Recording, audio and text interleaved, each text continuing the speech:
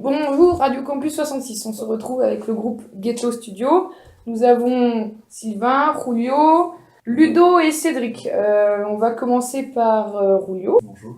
Bonjour Julio, tu peux nous dire un peu c'est quoi ton rôle? Tu es musicien, chanteur? Alors, je suis le chanteur du groupe et je m'occupe aussi de la guitare rythmique. Et du coup Julio, comment est-ce que tu as rencontré les trois autres mousquetaires? Et au conservatoire de Perpignan. Ah, et vous continuez tous à être au conservatoire en même temps que vous Oui. faites le groupe? Euh, Vous donnez des cours?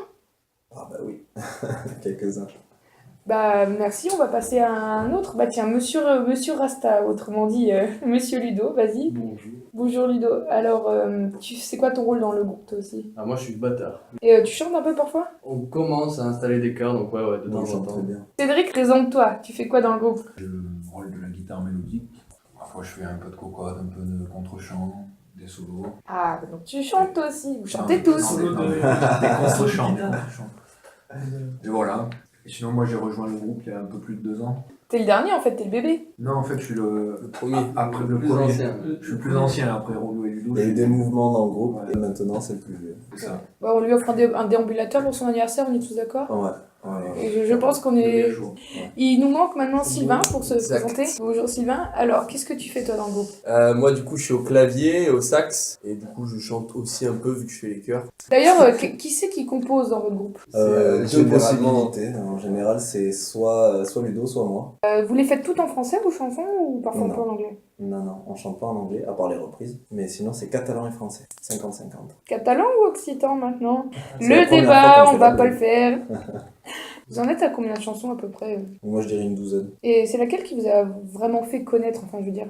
Reste à venir. Hein. Ouais, vous êtes pas mal connu dans la région, hein, quand même. Vous êtes allé au Déferlante, faites de la musique, c'est pas rien. Oui, mais c'est... C'est plus le groupe en lui-même du coup là, c'est pas sur une chanson. Bah toutes les fois on a joué ou ça s'est bien passé avec les gens. Après, Et d'ailleurs, ça- pour revenir au tout début, à vos tout premiers concerts, vous êtes passé où? Enfin, ça s'est passé comment pour que vous réussissiez à convaincre les gens de faire des concerts? Notre vraiment tout premier concert. Ouais. Donc c'était pas du tout la même formation. Ouais, il y avait déjà Cédric du coup, mais il y avait Colin Baston, gros big up au piano, et Nicolas Cazeneuve à la basse, gros big up aussi. T'as un aigle. Et vous l'avez fait où ce On concert? l'a fait place Catalogne devant la Fnac à la fête de la musique. C'était une super occasion, c'était avec le conservatoire, c'est le conservatoire qui nous a permis de faire ça. Et genre jouer devant la Fnac sur cette immense place là, comme premier concert, genre c'était un peu ouf. Et c'est grâce à ça que les gens ils vous ont un petit peu connu dans le coin et que de là. Bah, c'est une étape. C'est une étape comme quand on a joué Dave Volta, comme quand on a joué les Farlandes, c'est des petits pas qu'on fait. Et c'est pas forcément de grosses marches qu'on franchit. Les déferlantes, ça a été un super bon tremplin, mais c'est pas la voie rapide vers le succès. C'est des petites étapes qui nous permettent d'avancer, qui nous permettent de faire des contacts et de progresser tout simplement, parce que c'est des scènes qui nous permettent de progresser. Même si les déferlantes, c'est un plus gros festival qu'Ida Volta. Au Déferlante, on a joué à 17h30, je crois, ou 17h. Alors qu'à Ida Volta, on a joué à 21h. Donc, pas le même public, pas la même affluence. Et puis, Et on était sur la grosse scène voilà, avec voilà. à Déferlante, on était sur la petite scène de pression live, donc scène plus petite, l'espace pour le public plus petit aussi, alors qu'à Ida Volta, on était vraiment sur la grande scène, la même que les grosses têtes d'affiche. Qui ont joué juste après d'ailleurs. Puis des Volta c'est gratuit donc forcément. Ouais, bon, bah après, les différences, Oui, bien sûr. Est-ce que pour votre premier concert vous aviez un petit peu le stress ou vous étiez vraiment totalement à l'aise? Celui-là là on était complètement stressés je pense. Au Ça. des Volta. À Ida Volta? Ah oui. Ah non, c'était un moment de stress. Un moment de Et voilà, en tant que musicien, dites-nous un peu à nous, spectateurs qui faisons que écouter mais qui ne jouons pas, comment vous faites pour gérer ce stress? Je veux dire, vous êtes là, vous savez qu'il y a des centaines de personnes qui vous regardent. Non, il n'y a pas de... Je pense qu'il y a- T'as pas le choix en fait. Il y a pas de méthode, ouais. On arrive sur le moment et puis c'est ça passe terminé. ou ça Il casse. faut y aller, ouais. Des fois, on stresse pas trop, on a un petit peu le track qui est, je vais dire, presque obligatoire. D'avoir le track, c'est obligatoire. Beaucoup le diront d'ailleurs. Parce que, à mon avis, ça déclenche quelque chose en toi qui va te faire assurer et qui déclenche de l'adrénaline, par exemple. Ce genre de choses. Ça dépend des fois. À Ida Volta, je sais que j'avais stressé toute la journée. Et ça s'est pas ressenti. Sur scène, après, ça part un petit peu. Sur scène, quand t'es sur scène, ça part. Et quand vous êtes sur scène, qu'est-ce que vous ressentez? C'est vraiment la passion, c'est votre passion, quoi. Vous vous sentez à l'aise. Bah, Si ça tu dépend passes des fois le aussi. stress un petit peu. Ça dépend des fois aussi. Il y a des fois, on est en transe complètement, Ouais. on comprend plus Ça, rien. souvent sur les scènes où vraiment il y a eu, surtout quand il y a eu du stress avant, Ouais. on s'oublie quoi sur scène. Genre, moi, ça m'est déjà arrivé de sortir de scène et de plus me souvenir de ce que j'ai fait en fait. Genre, Voilà. Ouais. Ouais, Dave Volta, j'ai failli pleurer. Ah, j'étais au bord. D'ailleurs, pourquoi le reggae? Parce que vous avez tous des instruments, enfin vous avez tous un univers un peu différent, ou vous avez toujours été dans le monde du reggae? Ah non, pas du tout. Moi, en fait, c'est particulier. J'ai vu un film, en fait, un documentaire, Marley 2012. Je conseille vraiment à tout le monde. Et c'est ça qui m'a fait écouter Bob Marley au début, et ensuite du reggae plus généralement. Pardon. Ouais, ben voilà, les chanteuses. Oui, Parce moi j'ai le courage de chanter. Parce qu'avant lui c'était quand même un musicien de grunge folk, faut le préciser. Ah oui, quand même. Grand fan de Nirvana, donc rien à voir avec le reggae. Laquelle t'as préférée, Nirvana? On va voir s'il a bon goût. Je dirais Lithium.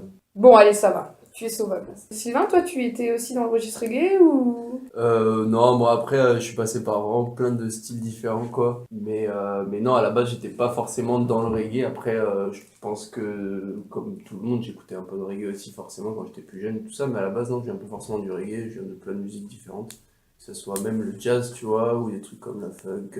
À la base, j'écoutais du métal. Mais après, forcément, j'ai dérivé un peu. En plus, en passant par le conservatoire, du coup, on t'ouvre vachement l'esprit, tu vois, et on touche sur plein de musiques que tu connais pas forcément. Donc, du coup, ouais, non, à la base, pas forcément le reggae. Enfin, on n'est pas rasta, en fait, si c'est ta question. Ah oui, ça c'est quelque chose qu'il faut souligner. On fait du reggae, mais on se revendique absolument pas Rasta. J'avoue que les préjugés, on la vie dure. Hein. Si vous faites du reggae, on vous voit en train de fumer de la ganja, c'est le stéréotype débile.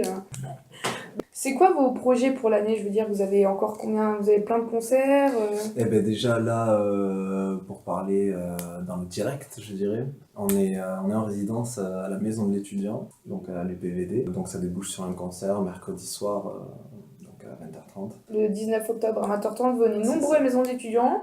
On va C'est se ça. mettre le feu avec Ghetto Studio. Ensuite, on va travailler inlassablement. Donc nous on répète à Banyuls, donc au Ghetto Studio, mais aussi au Mediator. Donc gros big up, on les remercie franchement de nous laisser un espace de travail. Ensuite, je peux pas trop en dire plus, mais peut-être Ouh, des il nous petites fait des surprises. secrets. Peut-être des petites surprises qui vont émerger cette année, mais j'en dis pas plus. Un petit CD, un petit album. Je sais pas. Peut-être un vinyle. Alors j'aurais aimé vous demander d'ailleurs pourquoi ce nom Ghetto Studio. C'est le nom original ou vous avez changé entre temps? Ah non, c'est complètement le nom original là. D'ailleurs, je voulais vous demander, vous êtes tous passionnés et musiciens, mais est-ce que vous faites quoi à côté? Je suis en Master 2, donc ici à l'UPVD, de catalan.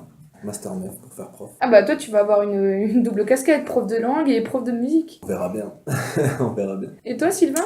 Moi, du coup, je fais que de la musique. Bon, après, je donne des cours aussi en école de musique, tout ça, mais sinon, je fais que de la musique. Cédric, qu'est-ce que tu fais toi? Ben, jusqu'à l'année dernière, j'étais étudiant à la fac et j'ai eu ma licence de physique-chimie. Oula, une tête et un musicien. Et donc là, actuellement, cette année? Et là, actuellement, ben, je suis que des études au conservatoire. En jazz, en musique actuelle, et après on répète pas mal. Quoi. Vous travaillez avec Monsieur Auger? Exactement. Ouais. Ouais. Big up. Dédicace à Monsieur Auger. Est-ce que vous serez là à la jam session de novembre? On y est à chaque jam session, c'est pas obligé, mais c'est conseillé pour nous, élèves de musique actuelle. J'étais à la dernière, on y sera. Vous pouvez nous rappeler un petit peu le principe de la jam session, pour ceux qui connaissent pas? Alors les jam sessions sont des rendez-vous organisés conjointement par le conservatoire et le Mediator, donc qui font venir très souvent, voire tout le temps, un groupe invité, donc un groupe professionnel, et des musiciens de tous horizons, toutes les chansons qui seront jouées dans la soirée sur le site du Mediator quelques jours à l'avance.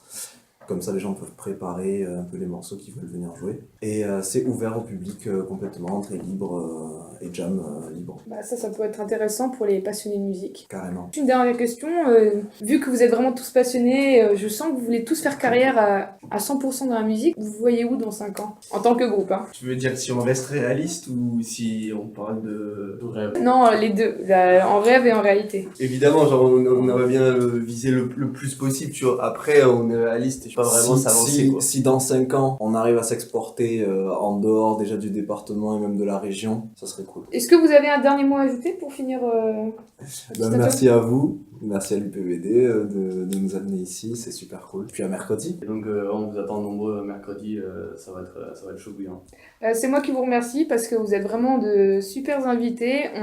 J'adore votre musique et mercredi, n'oubliez pas à 20h30, rendez-vous à la maison de l'étudiant pour une soirée de fou.